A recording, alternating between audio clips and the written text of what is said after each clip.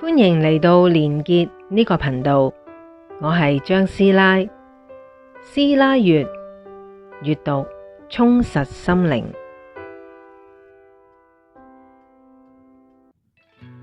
有冇諗過靈界究竟係點㗎？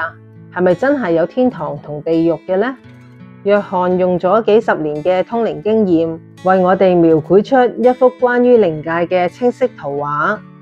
佢話靈界係一個充滿光同愛嘅地方，係我哋真正嘅家。我哋每一個靈魂都係由嗰度嚟，最終亦都會返返去嗰度。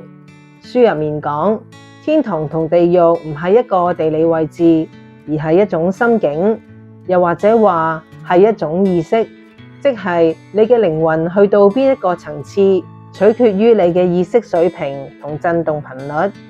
靈界入面有好多唔同嘅層次同社區，每一個靈魂都會去最適合佢嘅地方。